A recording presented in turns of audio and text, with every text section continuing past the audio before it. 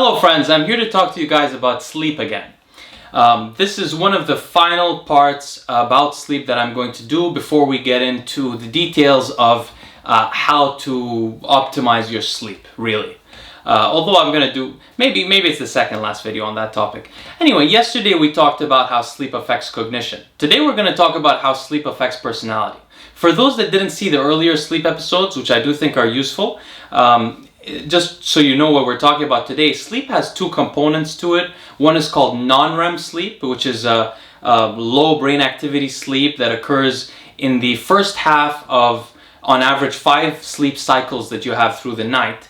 And then there's a second component called REM sleep, which is the dream sleep, which you have in the second half of each of those cycles that you have during the night. You usually, on average, have about 5, as I said. So, what we want to talk about today is how sleep or being underslept affects your personality. But specifically, I'd like to draw your attention to how it affects the brain, which then affects personality. So what happens when you're underslept is that your prefrontal cortex, particularly the medial prefrontal cortex, which is where that third eye that New Age people talk about a lot, that area is sort of deactivated when you're underslept, when you're chronically underslept. So what happens is that area tends to regulate emotion. So you have less of that regulation, and at the same time your amygdala, which is an ancient part of the brain, basal part of the brain, which is very involved in your fight or flight responses, which is something that I talk about a lot, the sympathetic and parasympathetic responses, your adrenaline, which is epinephrine and norepinephrine, as well as your cortisol release, they start from the amygdala, although they're released in different parts of the body. So your amygdala becomes overactive. In fact, in chronically underslept people, their amygdala can be about 60% more active than in normal, fully slept people. So what happens is the brain becomes less able to regulate emotion, and then you have this overactive fight or flight response. And by the way, this even happens in animals. So in animals, their cortisol timing will shift, and they will be more anxious when they're underslept. So what happens is this causes you to have different kinds of reactions to your experiences during the day. So underslept people in fMRI studies are shown to have more aversive reactions to negative images, whereas people that have higher amounts of REM sleep are shown to have more positive responses, for example, to happy faces, and less negative responses to sad or frightful faces. So it has an immediate impact on how your brain understands what it's seeing around you. In fact, it's particularly, I should draw you guys' attention to another thing, which is that people who are particularly anxious naturally, which means they have like an anxious chronotype. Chronotype is like just a general explanation of how your genes look. People who have overactive cortisol releases, or overactive epinephrine and norepinephrine, or an overactive amygdala, which is the part of the root of it all. Those people are more susceptible to these negative effects of being underslept, because they have an overactive amygdala. So when they undersleep and that 60% rise that happens in everybody else happens in them, they end up genuinely anxious people that are having difficulty going about their days. And unfortunately, as I've mentioned before, you guys know I like this field called systems engineering.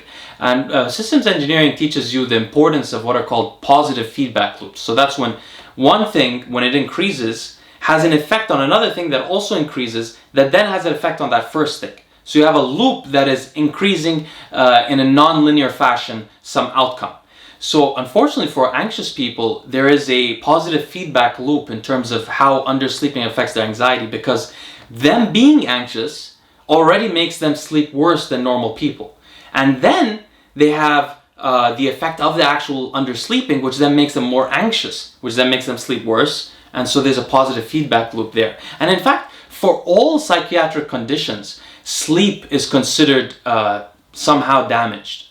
All of them, schizophrenia, bipolar disorder, all of them. And there's something to it there. So anyway, getting back to how sleep affects your personality. Another thing that's quite interesting, I was talking in the last episode yesterday about how it's not clear how, dreams affect our lives, but they seem to have very pervasive effects. and unintuitive ones sometimes. So there was an interesting study, and by the way, if anyone wants to read these studies, just DM me on Instagram and I'll send you some links. I have saved a lot of my references that I've used for these video series. Anyway, there's an interesting study in which people who were recently divorced were analyzed over a year on how they basically got over their divorce, how they felt a year later. And what's interesting is that the women and men who had the most negative dreams about their ex-spouses, like basically nightmares about them throughout that year, the more they had those nightmares, the less likely they were depressed after a year. So quite interesting. So it seems like the dream sleep is really affecting how we recover emotionally through our lives. So that's quite interesting. Another topic I guess the final topic that I'll talk to you guys about today in regards to personality is loneliness. So loneliness is something that is really it's not considered enough in our daily lives. Loneliness has a pervasive effect on happiness. When I was in grad school, I used to study with one of the world-renowned happiness economics researchers. I learned a lot from him. One of the most important things I learned from him, actually I was going to do my PhD with him.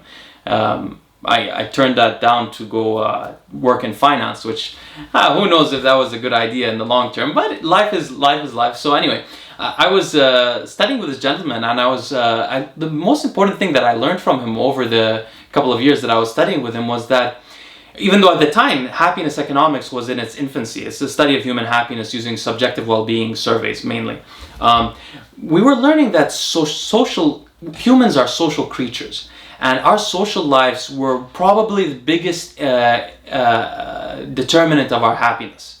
And so loneliness is a horrible thing for human happiness, but it's also horrible for health.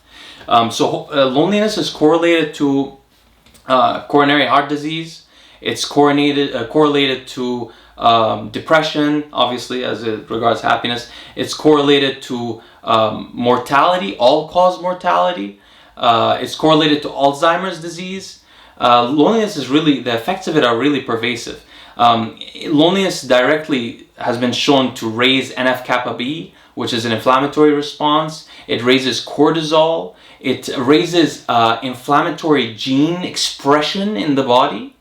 And another interesting thing, loneliness also affects how our immune system responds to events in life. So our immune system actually sort of has like two modalities. One deals with viruses, which are things you can only contract from people directly, and another deals with bacteria. So bacteria you can contract from objects, like you can touch a rock and get bacteria from it, but you really can't get a virus that's been on a rock for a long time, except a couple, like Hep C seems to live for quite a long time. But anyway, so what happens is in loneliness, your T lymphocytes redirect their attention from your T helper 1 activity to T helper 2 activity. T helper 2 is more geared towards bacterial defense, whereas T helper 1 is geared toward viral defense. So being lonely will actually change how your body responds, making you more susceptible to viruses. So loneliness is a real biological condition, and it has pervasive effects on humanity. In fact, loneliness has been shown to lower mortality by up to 45%. Like chronically lonely people have less of a life expectancy by 45%. The same amount as obesity lowers mortality. So think about that. Loneliness is very serious. Now, being underslept seriously affects how you interact with people and your ability to be lonely. So first of all, it affects social distancing. Studies have shown that people who are underslept have an idea that their personal space is bigger than it would be if they slept properly. So if people approach them, they get more uncomfortable quicker as someone approaches them. So they literally socially distance themselves from people physically. Also, there's a network in the brain called the theory of mind network, which is you can check it on Wikipedia or Google about it, theory of mind. So it's a network in the brain that's very involved with pro-social aspects of understanding how people think, empathy, things like that.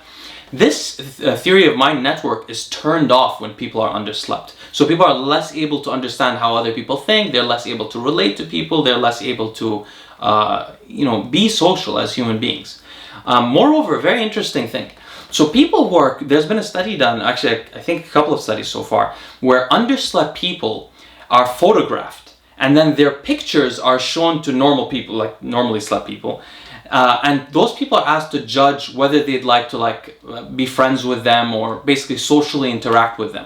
And it was found that the people who are underslept, not even chronically, just even for one night, are deemed less socially attractive by the people who are viewing them. And not only that, those underslept people are then considered to be, not the underslept people, but the people who viewed the underslept people are then then feel more lonely after viewing them.